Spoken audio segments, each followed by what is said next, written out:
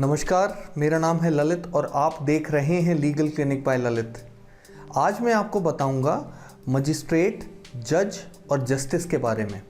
ये क्या होते हैं, क्या काम करते हैं और इनमें डिफरेंस क्या होता है। तो अगर आप लॉ के स्टूडेंट हैं तो ध्यान से समझ लीजिए, क्योंकि ये सवाल आपके वाइवा में बहुत पूछा जाता है। और अगर आप आम नागरिक हैं तो फोकट में ज्ञान अर्जित कीजिए। तो चलिए जानते हैं। मजिस्ट्रेट यानी दंडाधिकारी, जज यानी न्यायाधीश और जस्टिस यानी न्यायमूर्ति। इनका अंतर समझने से पहले हमें ये जानना पड़ेगा कि केसेस कितने तरह के होते हैं। मुख्यतः दो तरह के केसेस होते हैं। पहला सिविल केसेस, जिनको हिंदी में व्यावहारिक मामले और उर्दू में दीवानी मामले कहा जाता है। और दूसरा क्रिमिनल केसेस, जिनको हिंदी में दांडिक मामले और उर्दू में फौजदारी मामले कहा जाता है। सिविल केसेस के अंदर demand of rights and compensation होता है, यानी अधिकार और क्षतिपूर्ति की मांग की जाती है। कौन से होते हैं सिविल केसेस? जैसे कॉपीराइट्स के मामले, पेटेंट के मामले, ट्रेडमार्क के मामले, ये सब सिविल केसेस में आते हैं। और क्रिमिनल केसेस में क्या होता है? क्रिमिनल केसेस में डिमांड ऑफ पनिशमेंट की जाती है, यानी सजा की मांग की जाती है। कौन से होते हैं क्रिमिनल केसेस? जैसे मर्डर, हरासमेंट, थेफ्ट, एक्सटॉर्शन। चलिए अब बात करते हैं कोर्ट्स की। तो जो निचली अदालतें होती हैं यानी लोअर कोर्ट्स, वहाँ पर क्रिमिनल केसेस को जो देखते हैं उनको जुडिशियल मजिस्ट्रेट कहा जाता है। ये जुडिशियल मजिस्ट्रेट क्लास 1 या क्लास 2 हो सकते हैं। और जो सिविल केसेस को देखते हैं उन्हें सिविल जज कहा जाता है। अब आते हैं डिस्ट्रिक्ट कोर्ट्स में।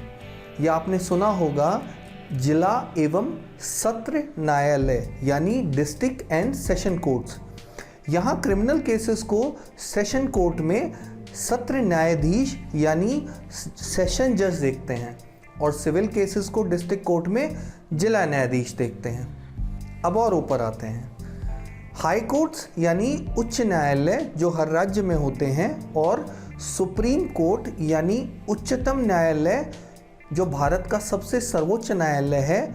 यहाँ इन्हें जस्टिस कहा जाता है। जी हाँ, न्यायमूर्ति कहा जाता है, यानी इनका होना ही न्याय है। अब मोटा मोटा अंतर आपने समझ लिया। अब जानते हैं मजिस्ट्रेट, जज और जस्टिस के डिफरेंस के बारे में कुछ पैरामीटर्स के हिसाब से। पहला पैरामीटर जो हम देखते हैं वो है क्वालिफिकेशन का। मजिस्ट्रेट बनने के लिए लॉयर्स यानी वो व्यक्ति जिसने कानून की डिग्री ले रखी है, वो एग्ज़ाम क्लियर करके मजिस्ट्रेट बन सकता है। जज बनने के लिए लॉयर्स को एक मिनिमम एक्सपीरियंस लेना होता है और फिर वो जज का एग्ज़ाम दे सकते हैं और जज बन सकते हैं।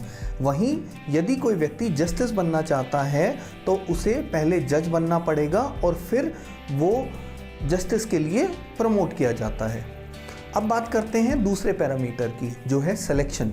मजिस्ट्रेट के लिए एग्जामिनेशन होते हैं। हर स्टेट अपना अलग एग्जामिनेशन जुडिशियल सर्विसेज के लिए कंडक्ट करता है और मजिस्ट्रेट का सिलेक्शन होता है।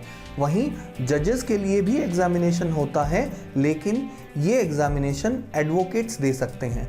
जजेस की नियुक्ति मजिस्ट्रेट के द्वारा भी की जा सकती है, यानी जो मजिस्ट्रेट एक लंबे समय तक मजिस्ट्रेट के रूप में कार्य कर लेते हैं उन्हें जज के रूप में प्रमोट किया जाता है।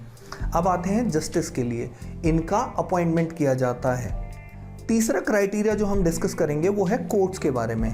मजिस्ट्रेट लोअर कोर्ट्स में बैठते हैं, वहीं जजेस डिस्ट्रिक्ट कोर्ट और सेशन कोर्ट में बैठते हैं, और जस्टिस हाई कोर्ट्स और सुप्रीम कोर्ट में बैठते हैं। अगला क्राइटेरिया है ज्यूरिडिक्शन यानी अधिकार क्षेत्र। मजिस्ट्रेट का ज्यूरिडिक्शन यानी मजिस्ट्रेट का अधिकार क्षेत्र एक सीमित एरिया में होता है एक डिस्ट्रिक्ट के अंदर। वहीं एक जज का कार्य क्षेत्र, अधिकार क्षेत्र पूरे डिस्ट्रिक्ट के अंदर हो सकता है। और जस्टिस यानी न्यायमूर्ति पूरे स्टेट और कंट्री के लिए काम करते हैं। अब बात करते हैं कि केसेस कौन कौन से हैंडल कर सकते हैं।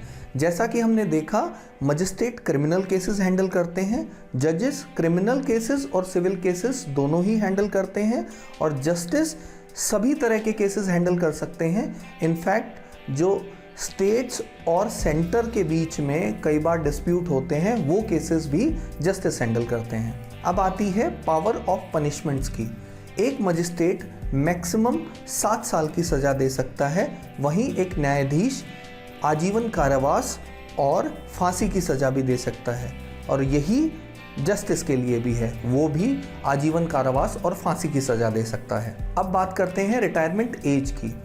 मजिस्ट्रेट की रिटायरमेंट एज वैसे तो 60 होती है, लेकिन मजिस्ट्रेट कभी भी मजिस्ट्रेट रिटायर नहीं होता। जनरली इनको जज प्रमोट कर दिया जाता है। तो जजेस की जो रिटायरमेंट एज होती है वो होती है 60 ईयर्स। वहीं हाई कोर्ट के जस्टिस की रिटायरमेंट एज होती है 62 ईयर्स, और सुप्रीम कोर्ट के जो जस्टिस होते हैं उनकी एज होती है 65 ईयर्स। मैं उम्मीद करता हूं कि जो अंतर आज मैंने मजिस्ट्रेट, जज और जस्टिस के बीच में समझाया वो आपको समझ में आ गया होगा, और कल को अगर आपसे कोई पूछे कि क्या अंतर होता है तो आप अच्छे से बता पाएंगे। तो दोस्तों, ये था आज का वीडियो। पसंद आए तो लाइक कीजिए, शेयर कीजिए, ताकि ये जानकारी औरों तक भी पहुँचे। फिर मिलेंगे ऐसे ही किसी इंटरेस्टिंग वीडियो के साथ। तब तक स्वस्थ रहें, सशक्त बने। जय हिंद, जय भारत।